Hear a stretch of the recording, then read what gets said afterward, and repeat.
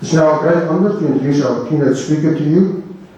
Dr. van Wyngaard is currently serving as pastor of the Swaziland Reformed Church, the Swaziland congregation, has been the pastor for the past 27 years, during which time responsibility was taken to start the training and development of indigenous church leaders. In 2006, he became CEO of the Swaziland Reformed Church based here, it's the SHBC. Dr. van Wyngaard matriculated at Port Natal High School in Durban, South Africa. He obtained his degrees BA and BD and postgraduate diploma from the University of Pretoria. He obtained the degree DTH, his doctorate in the Science of Mission from the UNISA, University of South Africa. Dr. van Wyngaard completed the Advanced Health Management Program, cum laude in 2011. The program is co-certified by the Yale School of Public Health and the Foundation of Professional Development. In 2008, he received the Courageous Leadership Award, co-sponsored by World Vision and the Willow Creek Association for outstanding work done in the field of HIV and AIDS. Dr. van Wyngaard is married to Wilma, and together they have 3 sons and 1 daughter. Ladies and gentlemen, please join me in welcoming Dr. van Wyngaard. Thank you.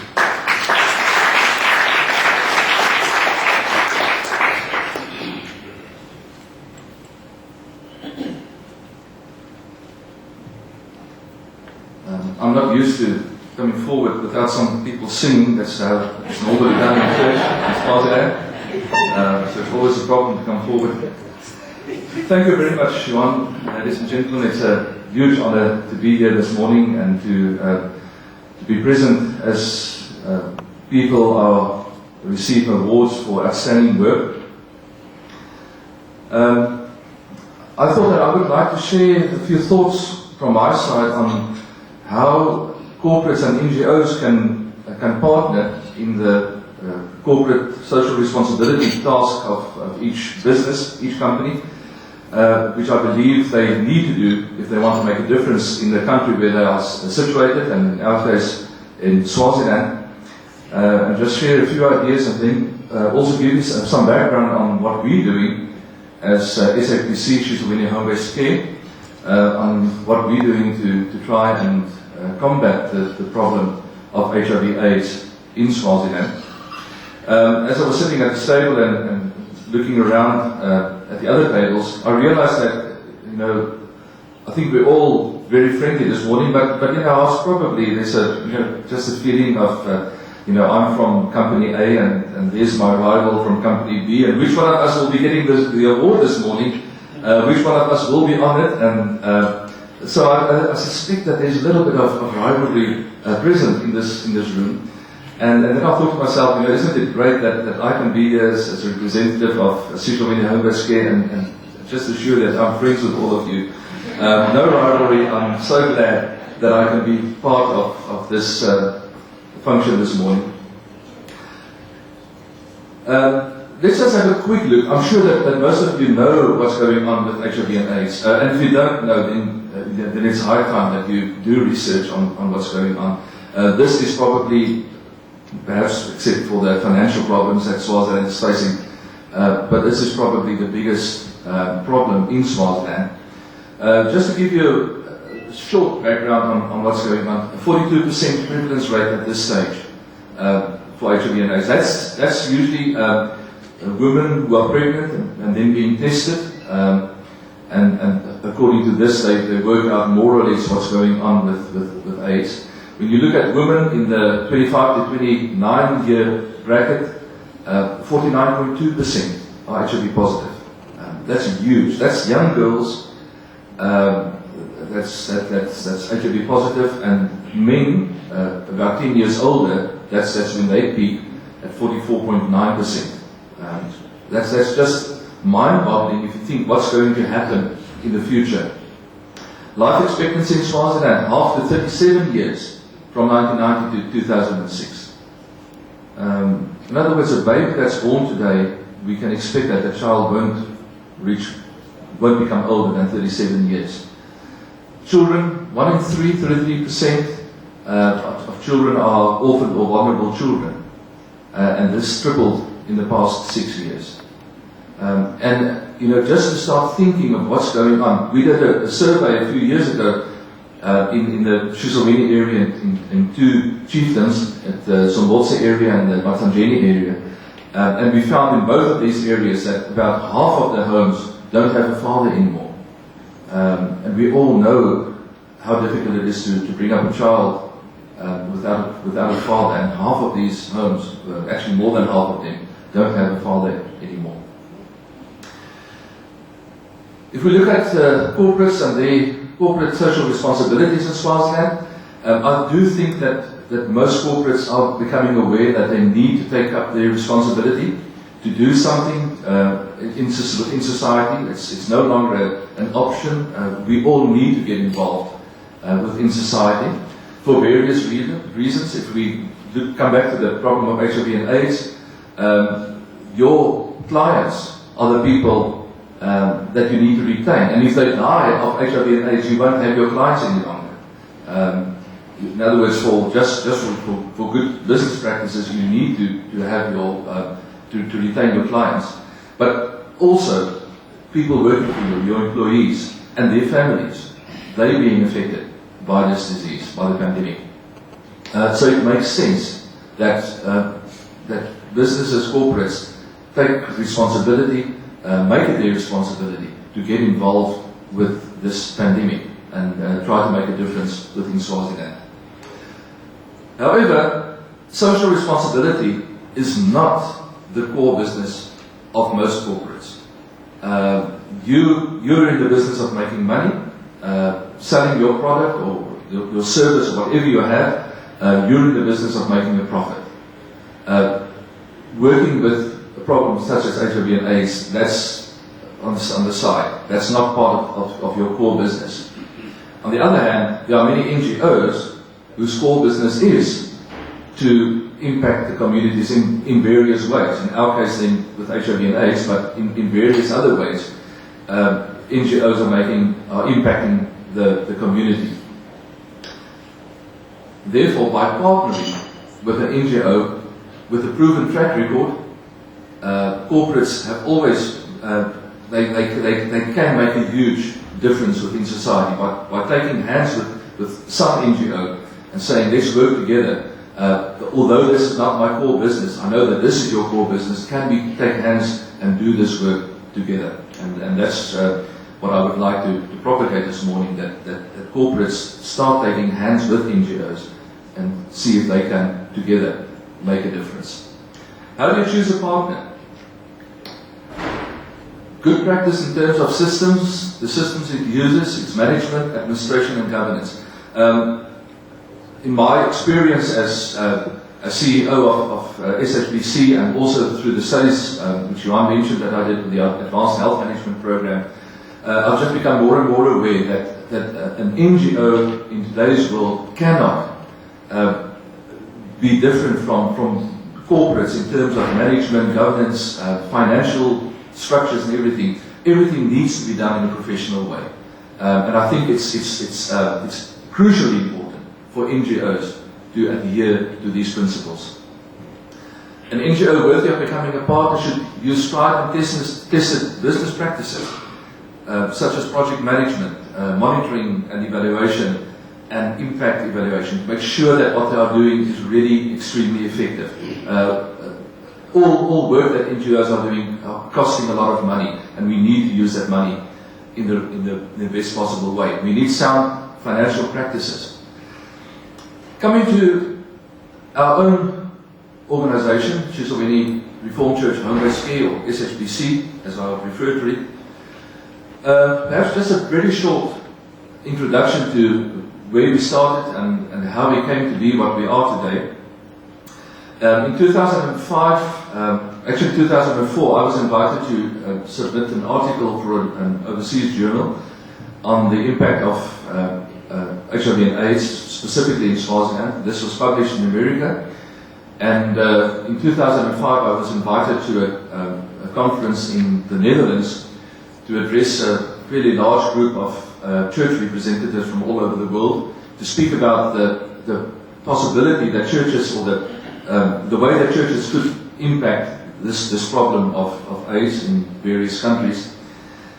And coming back from that workshop, I realized that it's very easy to speak about impacting a country with this problem, but I asked myself the question, what am I doing? And what can my church do? The Swaziland Reformed Church, of which I'm part, what can our church do to make a difference? And I started speaking to our church members, and eventually they said to me, well, let's do something. We then, towards the end of 2005, we arranged an AIDS conference in Tlangano. And following, the next thing that we decided then was to start with home-based caring. As they said, well, this is a way in which we can really make a difference. I'm working exclusively in rural areas. In Swaziland is probably the poorest, together with the poorest parts of Swaziland. Swaziland is also the area in Swaziland with the highest HIV/AIDS statistics. And it's also the most neglected part of Swaziland. People want to get involved, they come up to the northern part of Swaziland. They like to work in Baban, they like to work in Manzini, they like to work up at Bulembu. But the southern areas are very, very often neglected. And that's where we decided, that's where we would like to make a difference. In 2006, we trained a group of 32 volunteer caregivers, some of them from our church, but we also started looking towards the community and saying to other people, if you would like to join in, you are more than welcome. We trained a group of 32 people, and they started going into the communities and trying to make a difference. Going to homes, visiting people with AIDS. I'm going to speak some more just now about what we're specifically doing. But in various ways, they try to make a difference in the lives of the people in their areas, in very, very poor communities. Towards the end of 2006, I received an invitation from another community at Matanjeni, and they asked us, would you be willing to come and train a group of people in our area as well, and so that we can also duplicate what you're doing in the Dwaleni area. So in January 2007, we trained a second group of volunteer caregivers. Let me specify what I mean by volunteer caregivers. In the SHPC organization, nobody receives a salary. From myself downwards, nobody receives a salary. We are all volunteers, and what we are doing for this country, and because we believe that we need to make a difference in this country.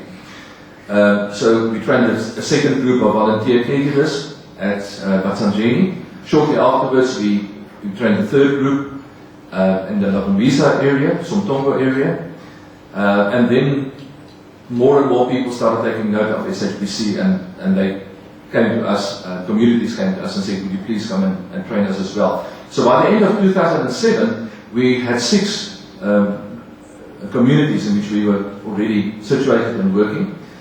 In 2008, we trained another 6 groups, so that brought us to 12. In 2009, we trained 10 groups, which I thought was a bit high. I felt that we were growing too fast, but we trained another 10 groups. That brought us to 22 communities where we worked. In 2010, we trained another 4 groups, so that brought us to 26.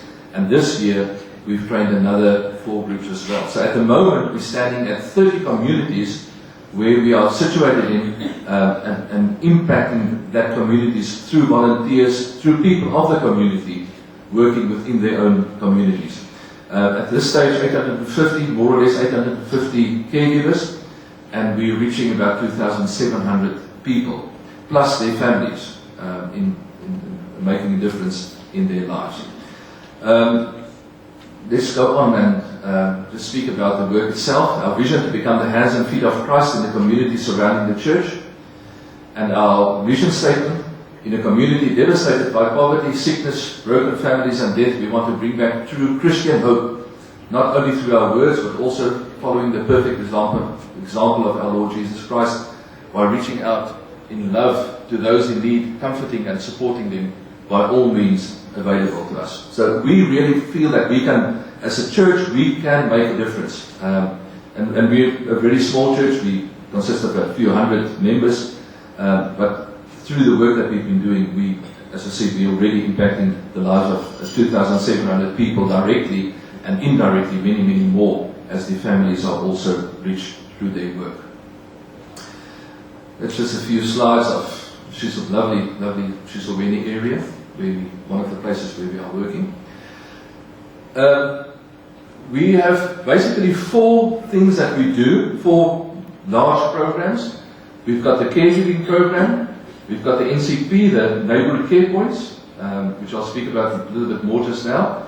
We've got a preschool, and we also have a project in which we distribute wheelchairs, which I'll also speak about as we continue. Let's start off with the home-based care. We do the training. When we started the project in 2006, we had to get trainers from South Africa. In the meantime, we've been able to train our own people, the Swazi people. That's one of our trainers, Shorty Kumalo, and another lady is helping her, giving excellent training. I can just mention that at the beginning of this year, World Vision came to us. As you all know, World Vision is actually an American organization, but World Vision came to us and said, would we be willing to do their training on their behalf? And I was extremely surprised, and I said, well, why don't you do your own training? And they said, well, you already have excellent training. What we don't need to duplicate this. Can you do the training on our behalf and train our caregivers? Which I think was a vote of confidence in the work that SHBC is doing. We train people for 1 week, 5 days, giving basic training in health, in AIDS, in nursing, various other topics. One of the things that you might find interesting is that we teach them basic things such as why is it necessary to write a will? In Swaziland, you'll know better than I do, but in Swazi custom, if a man dies without leaving a will, the family may take everything back, and the wife may be left with nothing. So we teach them the importance of doing this and various other things. So this is one of the groups that we trained a few years ago. Another group, we issue them a certificate showing what they've done, what they've learned, and just giving them some feeling of dignity and the possibility that they can really make a difference in the communities. That's a group at Mangweni, also in the Swaziland area. And then we also invest in our leaders. These are our coordinators. Each of the groups have a small committee, chairperson, vice chairperson, and a coordinator. The coordinator is actually our most important person. That's the link that I have with the groups themselves. And so we invest time in them, taking them away for further training, development. That's one of our caregivers moving out in the morning to visit one of the clients, doing whatever is necessary, whatever is called for, helping this person, just putting Vaseline on the face if necessary, massaging the feet if they have problems with blood flow or whatever, doing whatever is necessary. Very often our work consists of, where we start would be to speak to a person about AIDS, then helping them to be tested. If they are found to be positive, then helping them to go for the second test where the CD4 count is determined. If it's below 200 in Swaziland, then you are eligible to get ARVs. So then we tell them go back to the clinic, make sure that you get your medication every month. Then going back to them day by day, did you take your tablets today? Because it's so important that they shouldn't skip a day. Did you take the tablets? Going back the next day, did you take the tablets? Going back the next day, did you take the tablets? Until they come into this, where they take this automatically every day, and then perhaps visiting them less often. If they come into the final stages of full-blown AIDS, then we would visit them more regularly again and help them with all basic needs which they might have. In rural Swaziland, there's no running water. Not in any of the homes that we visit would you find running water. And if the mother is too sick to go down to the river or the stream to get water, then our caregivers will do that for them.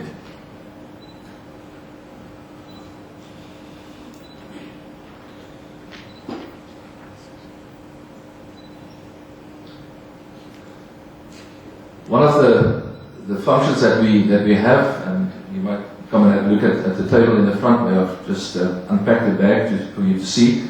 Each of our caregivers have a small medical bag with very, very basic medication, painkillers, some ointments that they need, gloves and other things packed in the bags. And from time to time we buy this in bulk, and then we have to repack them and get them ready to be put into the bags. Those red tablets that you see there are multivitamins, extremely important in Swaziland because most people that we visit don't have a balanced diet. So we supplement this with multivitamins to help them to live longer. Sometimes we get people in from South Africa, professional medical people to come and teach our caregivers on basic medical health. Then we have to pack the bags, and then we deliver them to our caregivers so that each of these caregivers would then have their own bag. One of the things that we also include in the bag is a Bible. As you know, that Swaziland is a high percentage of Swaziland are Christians, and so we also give each of these caregivers a Bible so that they can share something from the Bible when they visit their clients if they wish to hear this. Our second large program is our Neighbourhood Care Point, or NCP. Shortly after we started with the home-based caregiving in 2006, the local chief at Zombotse came to us and said, asked us if we would be willing to start feeding orphans in that area. We agreed to that and started with feeding them 3 days a week. And this is where it started, this little shelter where we cooked food and then gave these children food every day. The numbers grew, and we realized that it's not healthy, it's not dignified to have children sitting on the ground eating. And so we were looking for ways in which we could perhaps erect a building where the people could be fed. In 2008, we were very honored to receive the Courageous Leadership Award from World Vision and the Willow Creek Association, and that included an amount in dollars that enabled us to start building a kitchen. I'm just going to run through these very quickly. You can see how things went at that stage.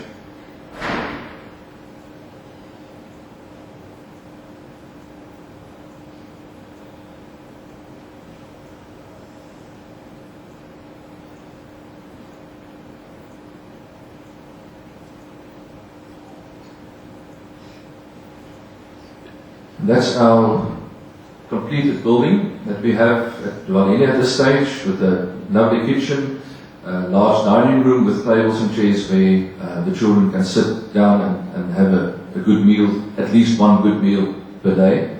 And one of our very, very successful projects, we're feeding about 80 children per day at Dwalini. And we are very, very satisfied with what's happening there. Then SAF Marine, I contacted SAF Marine at one stage. We needed storage space for the food, and they agreed to give us a container. But I want to show you this, just to show you how things can be done. If you don't have a crane to offload a container, then we do it our way. Now the people that helped us on that, they told me that I'm allowed to take photos, but I'm not allowed to record any sound, because I don't think what they said was always very good. I'm just running through this quickly again, just to show you how we offloaded this container.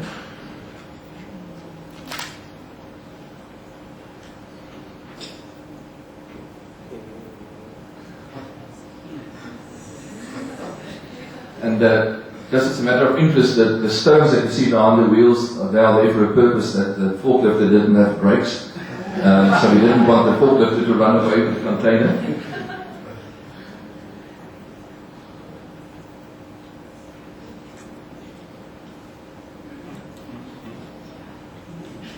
And then at last it was moved next to the kitchen.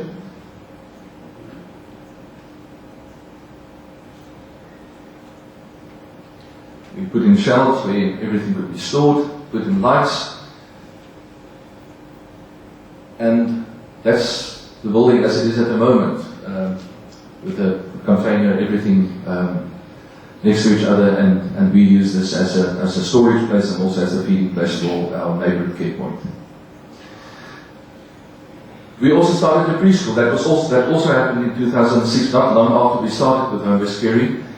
Community members came to us and asked us if we would be willing to help their children, and we agreed and appointed a teacher, and then we started with the preschool. This is the building where everything started.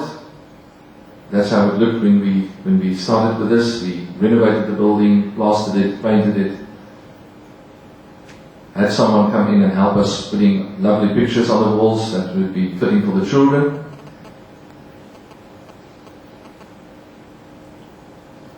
And that's how the preschool is being run at the moment. We've got, I think, between 18 and 20 children attending the preschool. Most of them are orphans. And although we do want to improve on this, and I'm going to speak about that a little bit later on, we feel that at least the children are being kept off the roads, they're safe where they are, even if the quality of education is not the best that they can receive. For the moment, we feel at least we're doing something to help them. However, at this point, we feel that we need to improve on the facilities that we have. I did some research on education and HIV/AIDS. Now, a few things came out. First of all, about 10% of children in Swaziland have access to preschools. So 90% of children don't have access to preschools. Going to preschool before going to school gives you an enormous advantage of excelling at school above your peers who did not have that opportunity. Furthermore, HIV/AIDS statistics and the lack of education correlate. In other words, the higher the education, the less likely you are to become infected. And this is especially true for girls. In other words, a girl going to school, excelling at school, knowing that she's got an opportunity to go to university afterwards, will probably be more careful and make sure that she doesn't become infected with HIV. So we said, as a part of our program, if we could start with preschool children, give them an excellent preschool training, which would mean that we get good, well-trained teachers in, that we get better facilities and so on. If we could enable preschool children to receive a good education before they go to school, perhaps by the time they go to school, they will be better than their peers, they will excel at school, and perhaps in this way we can start bringing down, in a certain way, we can bring down the numbers of people with HIV/AIDS. This is the building that we are planning to use for this purpose. There's still a lot of work that needs to be done, and we're looking for money before we can continue with this work. But that's what we have and what we are planning to do. Our last big project that we have, and which we started with this year, is distributing wheelchairs. A lot of people in Swaziland have other problems as well, not only HIV/AIDS. Many people have had strokes, as you probably know. I think it has to do something with the changing in diets of people, but we do meet a lot of people who have had strokes. They don't always have access to physiotherapists and occupational therapists to help them through the first stages, and then we find by the time that we reach them that they can't walk any longer. And so we started distributing wheelchairs. The program that we did this year was done in conjunction with a Rotary Club in Fresno, California, a Rotary Club in South Africa, in a little town called Brits, not far from Pretoria, the Rotary Club in Matsapa. I don't know if any one of you are part of the Rotarians at Matsapa, but they helped us. Another organization in Fresno, California called Project Glory, and then SHBC. So it's 5 different organizations taking hands, and we distributed 80 wheelchairs this year.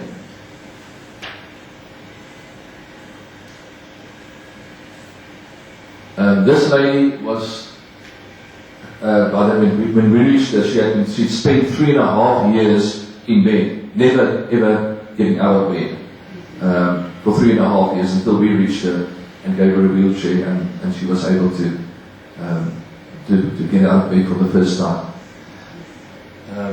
This man, I think he's 102 years old, they told us. Whether it's true, I'm not sure, but he's 102 years old. Could give him a wheelchair. This woman was never left the house for, I can't remember how many years, but for a number of years she never could leave her house. And we were able to put her in a wheelchair and push her outside, and for the first time in many years she was out in the sun. She said, I don't need a blanket anymore, the sun is my blanket.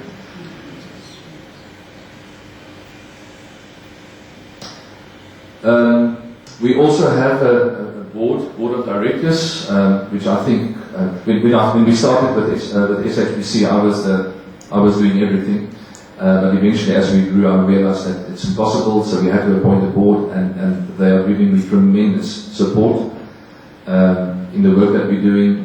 Professional people from different spheres. Some of you might recognize Mr. Duat Somanyani, he's the MP at the Somtonga area, who's also one of our board members.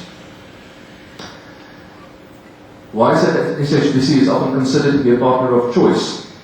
A few things that I think is important for us. We've got a good academic standing in the world internationally.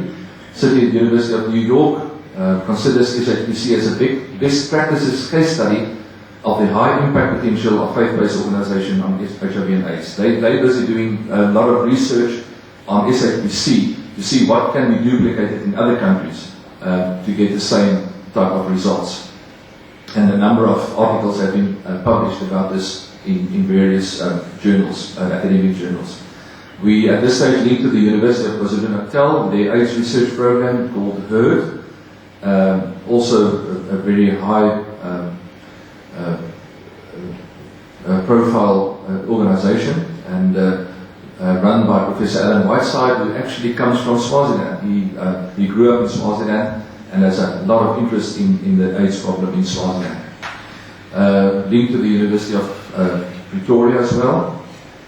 And as I mentioned, quite a number of academic articles have already been published on the work of SHBC.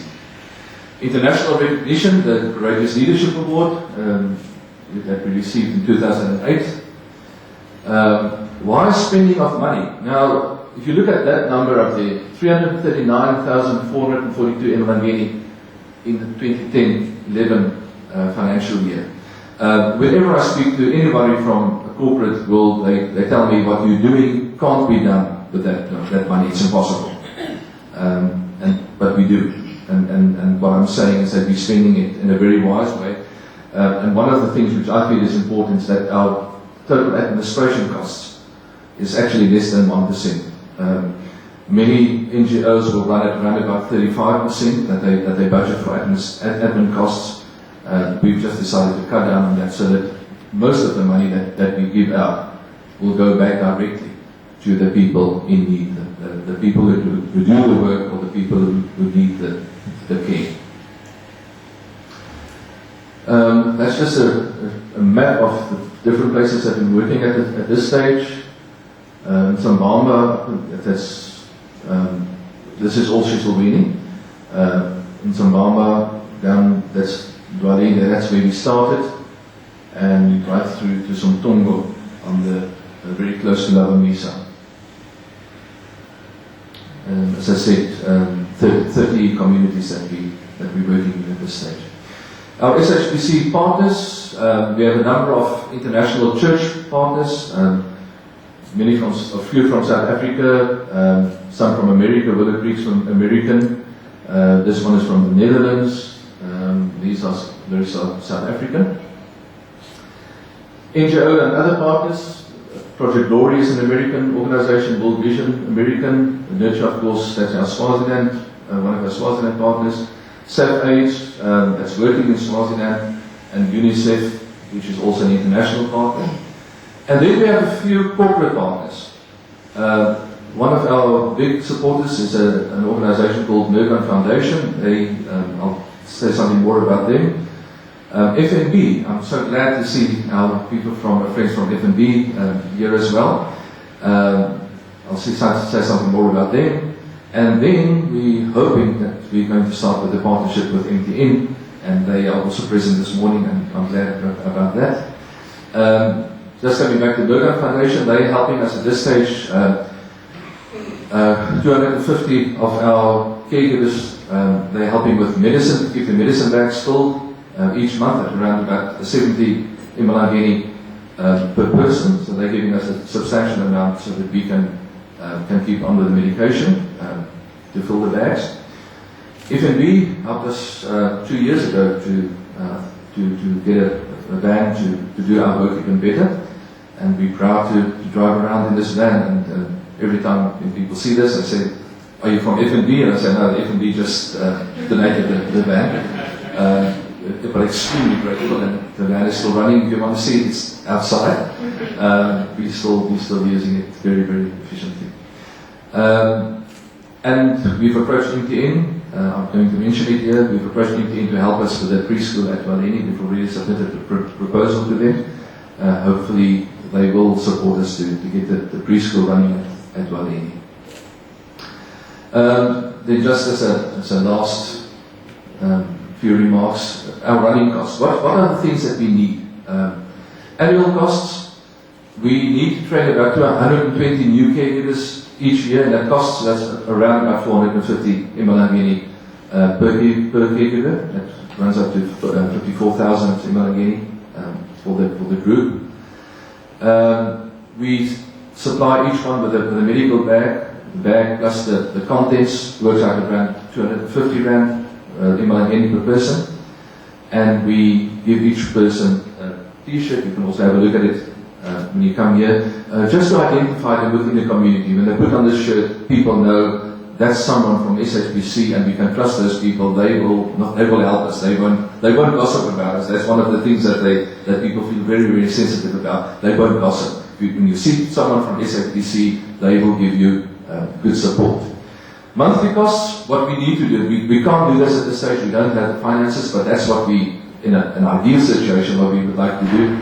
That we would like to give each of these 850 existing caregivers a food parcel worth around about 100 Imalangeni per person. This is not for themselves. They get this food and they start sharing it with their clients, because people on ARVs need to eat. If they can't eat, someone said if you take ARVs without food, it's like eating razor blades. People need food if they go onto ARVs, and very often they don't have food. You might know that 69% of Swaziland live under receive less than $1 a day. That's extreme poverty in the viewpoint of the World Bank. So we want to give our caregivers a food parcel and ask them, share this with your clients so that at least they can remain on the ARV treatment. Furthermore, we would like to keep these bags full. At this stage, we can't do this every month, costing us around about 80 Imalangeni for medical supplies. And then lastly, we want to, because these people are not trained, they're not trained medical people, and they go through a tremendous amount of stress, to such an extent that they just often reach the point where they say, well, we can't go on. We can't see people die, and we can't visit people and make friends with them, and then they die off. So we try to get them together once a week in the various communities, so that they can then be debriefed and just encourage each other.